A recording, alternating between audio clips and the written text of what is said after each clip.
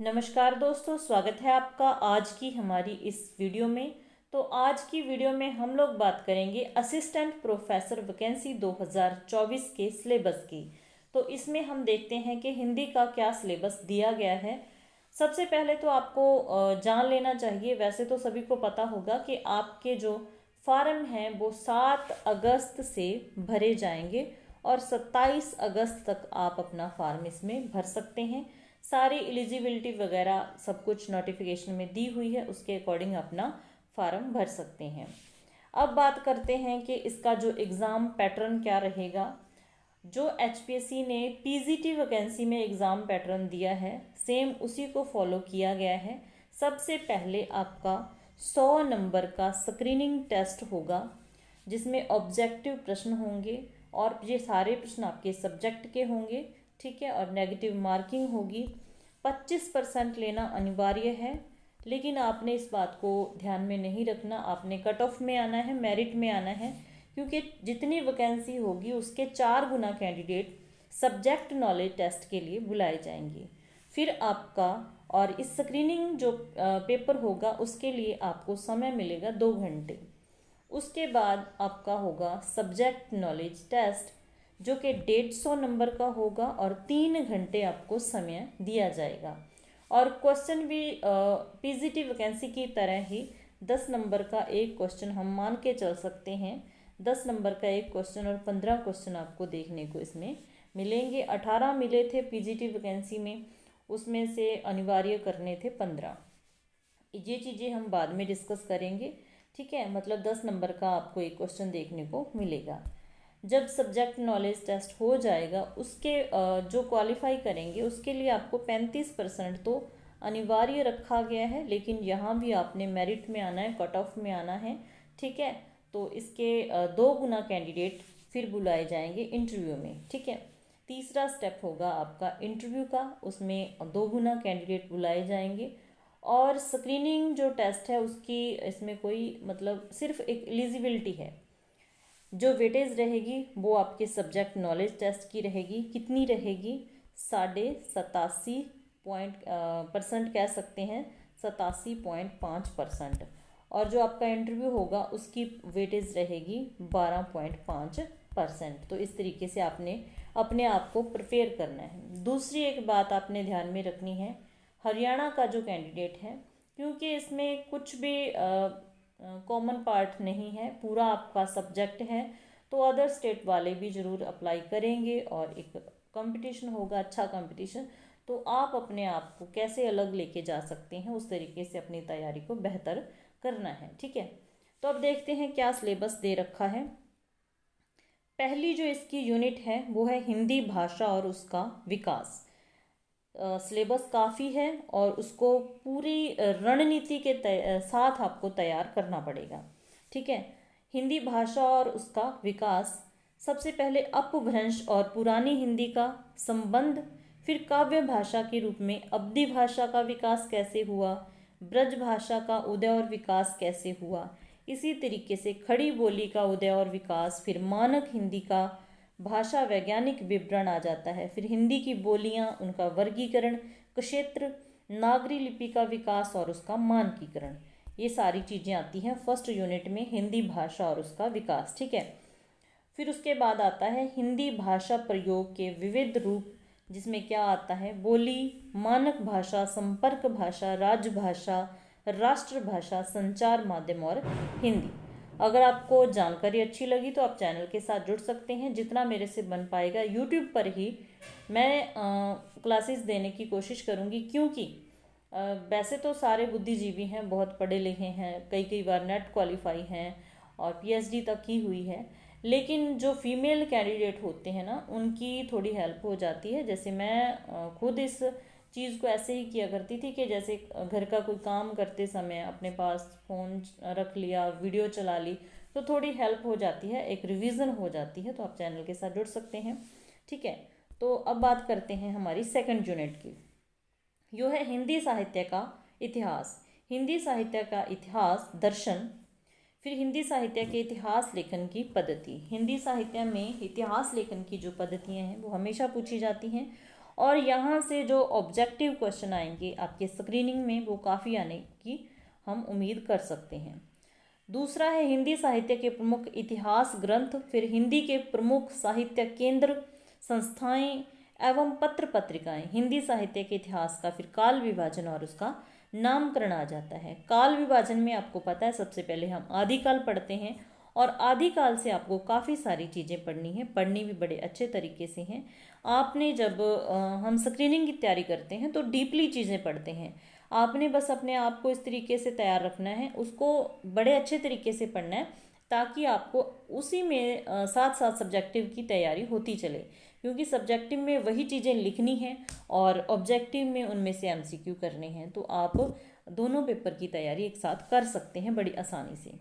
ठीक है, तो इसमें आदिकाल में हिंदी साहित्य का आरंभ कब हुआ, कैसे हुआ, उसमें आपको रासो साहित्य पढ़ना है, जैन साहित्य पढ़ना है, ठीक है, सिद्ध साहित्य पढ़ना है, नाथ साहित्य, अमीर खुसरो की हिंदी कविता, विद्यापति और उनकी पदावली, फिर आरंभिक गद्य और लौकिक साहित्य। ये सारी चीज़ें इसमें आती हैं किसमें, आदिकाल में।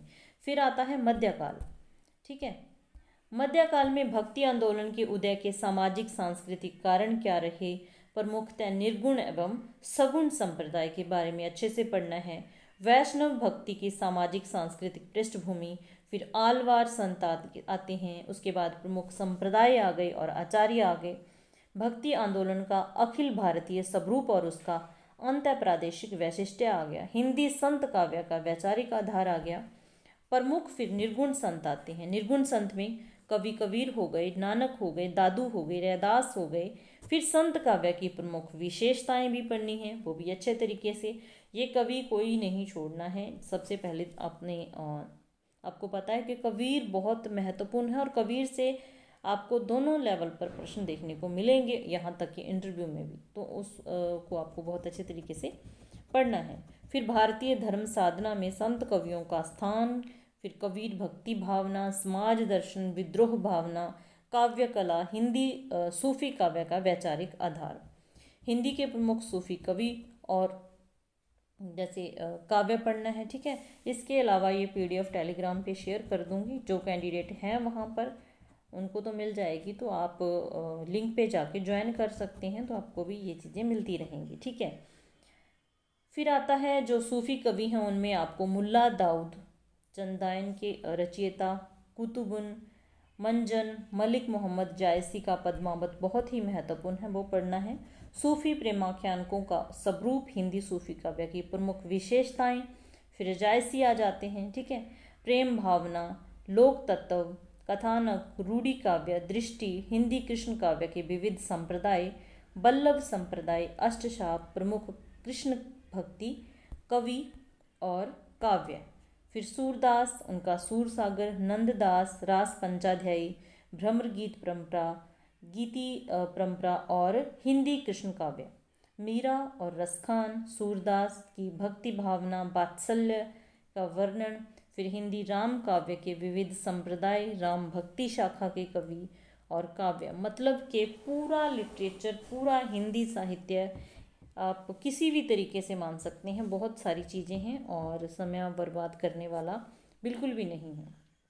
फिर तुलसीदास की भक्ति भावना, सामाजिक सांस्कृतिक दृष्टि, लोक मंगल, काव्य दृष्टि, उसके बाद रीतिकाल आता है, सामाजिक सांस्कृतिक परिप्रेक्ष्य, रीति काव्य के मूल स्रोत, रीतिकाल की प्रमुख प्रवृत्तियाँ, फिर रीतिकाल कवियों का आचार्यत्व, रीतिकाल के प्रमुख कवि कौन कौन से, केशवदास, मतीराम, भूषण बिहारी लाल, देव, घनानंद, पद्माकर, रीतिवद्ध, रीति सिद्ध और रीति मुक्त। काव्यधारा, तो कौन सा कवि रीतिबद्ध है, रीति सिद्ध है, रीति मुक्त है अच्छे से, और उनकी काव्य पंक्तियाँ, ठीक है, वो पूछी जाती हैं। फिर रीति काव्य में लोक जीवन, केशव, काव्य दृष्टि, संवाद योजना, विहारी में सौंदर्य भावना, बहुता, काव्य कला, भूषण युगबोध, अंतर्वस्तु, काव्य कला, घनानंद, स्वच्छंद, योजना, प्रेम व्यंजना, काव्य दृष्टि। इसी तरीके से आधुनिक काल में हिंदी गद्य का उद्भव और विकास, भारतेंदु पूर्व हिंदी गद्य आ जाता है, जिसमें उनकी अवधारणा, उसके उदय की पृष्ठभूमि 1857 की राज्य क्रांति और सांस्कृतिक पुनर्जागरण, हिंदी पुनर्जागरण और भारतेंदु।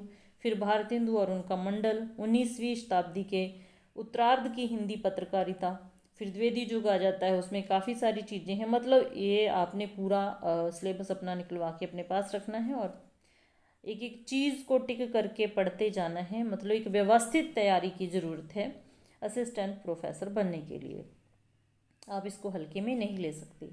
द्विवेदी युग में महावीर प्रसाद द्विवेदी और उनका युग आ जाता है। फिर हिंदी नवजागरण आता है, सरस्वती महावीर प्रसाद द्विवेदी जी आते हैं, ठीक है, नवजागरण और सरस्वती, सॉरी, फिर महावीर प्रसाद द्विवेदी जी आते हैं। नवजागरण काव्य भाषा के रूप में खड़ी बोली की प्रतिष्ठा क्या है, राष्ट्रीय काव्य धारा के प्रमुख कवि और उनका काव्य, स्वच्छंदतावाद के प्रमुख कवि और उनका काव्य, शायावाद बहुत इंपॉर्टेंट है और उसके बाद शायावाद, ठीक है, शायावाद और उसके बाद शायावाद, सामाजिक सांस्कृतिक दृष्टि, वैचारिक पृष्ठभूमि, स्वाधीनता की चेतना, शायावादी काव्य की प्रमुख विशेषताएं, फिर शायावाद के प्रमुख कवि, उनका जीवन दर्शन, सौंदर्य, उसमें निराला आ जाते हैं, पंत जी आ जाते हैं, ठीक है, महादेवी वर्मा आ जाती हैं। तो इसी तरीके से ये सारे कवि बहुत ही महत्वपूर्ण आगे आ गए।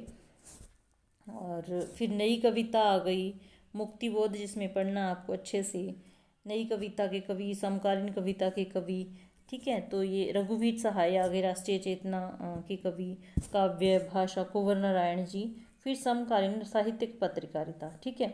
फिर हिंदी साहित्य की सारी ही गद्य विधाएं, जैसे हिंदी उपन्यास में प्रेमचंद पूर्व हिंदी उपन्यास, प्रेमचंद युग के और प्रेमचंद के बाद की, जैसे परीक्षा गुरु दे रखा है, चंद्रकांता, वस्तु और इनका शिल्प, ठीक है। प्रेमचंद युगीन उपन्यास में आ जाते हैं गोदान, उनके प्रमुख पात्र आ जाएंगे, यथार्थ और आदर्श, ठीक है। ये सारी चीज़ें उनके बाद के जो कवि हैं, उपन्यास हैं, उनको भी पढ़ना है, मैलांचल, शेखर एक जीवनी, बाण भट्ट की आत्मकथा। फिर प्रेमचंद के प्रवर्ती प्रमुख उपन्यासकार कौन कौन से थे, जैनेन्द्र, जशपाल, अमृत लाल नागर, फणीश्वर नाथ रेणु, भीषण साहनी, कृष्णा सोबती, निर्मल वर्मा, नरेश मेहता, श्री लाल शुक्ल, राही मासूम रजा, रांगे राघव तथा मन्नू भंडारी। तो ये सारी चीज़ें आपने बहुत अच्छे से पढ़नी है। फिर हिंदी कहानी में 20वीं सदी की हिंदी कहानी और प्रमुख कहानी आंदोलन, कहानी और प्रमुख कहानीकार, प्रेमचंद और प्रसाद की कहानी कला, प्रेमचंदोत्तर हिंदी कहानी और नई कहानी। फिर हिंदी नाटक आ जाते हैं, ठीक है, हिंदी नाटक और रंगमंच, हिंदी नाटक और भारतेंदु, भारत दुर्दशा, अंधेर नगरी, यथार्थ बोध। मतलब काफ़ी सारी चीज़ें हैं, हिंदी गद्य की विधाएं हैं, उनको भी डीपली आपने पढ़ना है। जो मेंशन की हुई है वो बहुत अच्छे तरीके से आपको तैयार करनी है। इसी तरीके से हिंदी निबंध है, सारी चीज़ें पढ़ के बताने वाली बात नहीं है, क्योंकि आपके हाथ में सिलेबस होगा तो आपने अच्छे से देख लेना है। मतलब एक सिलेबस आपका आ गया, आपके सामने है, उसको किस तरीके से पढ़ना है वो आपकी बारी आ गई है। फिर हिंदी की अन्य गद्य विधाएं, जैसे रेखा चित्र हो गया, संस्मरण हो गया, यात्रा साहित्य, आत्मकथा, जीवनी और रिपोर्टार्ज। और पर्सनली जो चीज़ मुझे ऐसी लगती है कि हर कैंडिडेट को थोड़ी मुश्किल लगती है, वो काव्य शास्त्र और आलोचना है।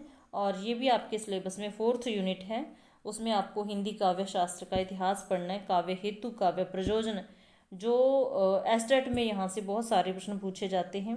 प्रमुख सिद्धांत, रस अलंकार, रीति, ध्वनि, प्रकोक्ति और औचित्य परिचय, भरत मुनि का रस सूत्र और उसके प्रमुख व्याख्याकार, रस के अवयव, रस निष्पत्ति, साधारणीकरण, रीति, गुण, दोष, शब्द शक्तियाँ, फिर ध्वनि का स्वरूप, अलंकार कौन कौन से हैं, तकरीबन सारे दे रखे हैं, यमक से लेके विरोधाभास तक। प्लेटो और अरस्तु का अनुकरण सिद्धांत है, अरस्तु का विरेचन सिद्धांत है, प्लोजाइनस का काव्य में उदात्त तत्व है, क्रोचे का अभिव्यंजनावाद है, आइए रिचर्ड की संप्रेक्षण सिद्धांत है, स्वच्छंदतावाद, यथार्थवाद, संरचनावाद, उत्तर संरचनावाद, मार्क्सवाद, मनोविश्लेषणवाद, अस्तित्ववादी, ठीक है, सॉरी, अस्तित्ववाद और उत्तर आधुनिकता। उसके बाद समकालीन आलोचना की कतिपय अवधारणाएं, विडंबना, अजनबीपन, विसंगति। तो मतलब काफ़ी सारी चीज़ें हैं, इन सबको आपने बड़े शिद्दत से पढ़ना है। सबसे पहले आपका टारगेट है स्क्रीनिंग टेस्ट पास करना, और साथ में आपकी जान पहचान होती रहेगी पूरे सिलेबस से, क्योंकि स्क्रीनिंग के लिए भी आपको पूरा सिलेबस पढ़ना पड़ेगा। इसमें कुछ भी ऐसा मेंशन नहीं है कि आपका स्क्रीनिंग इतने में से आएगा और सब्जेक्टिव इतने में से। और साथ में ही आपके सब्जेक्टिव पेपर की तैयारी हो जाएगी। मैं तो मानती हूँ कि तीनों ही चीज़ों की तैयारी हो जाएगी जब आप इतनी डीप से चीज़ों को पढ़ेंगे, और जो आपके मतलब इंटरव्यू के क्वेश्चन होंगे वो भी हल हो जाएंगे, क्योंकि जो हिंदी सब्जेक्ट है चाहे कोई इस तरीके का है तो वहाँ से ज़्यादातर प्रश्न आपके सब्जेक्ट से ही पूछे जाते हैं, जीके वगैरह का कोई इसमें तो रोल नहीं है। बाकी देखते हैं क्या बनता है। तो अगर आपको थोड़ी बहुत हेल्प आपकी हो जाएगी तो आप चैनल के साथ जुड़ सकते हैं। बाकी सब बुद्धिजीवी हैं और जितना हो पाएगा हम करने की कोशिश करेंगे। जो फीमेल कैंडिडेट हैं उनको तो ऐसा होता है कि कुछ चीज़ें मतलब ज़्यादा टाइम नहीं होता, मैं खुद इस चीज़ को फील करती हूँ, तो थोड़ी सी हेल्प हो जाती है। तो फिर मिलते हैं किसी नेक्स्ट वीडियो में, तब तक के लिए बाय। क्लास देखने के लिए धन्यवाद।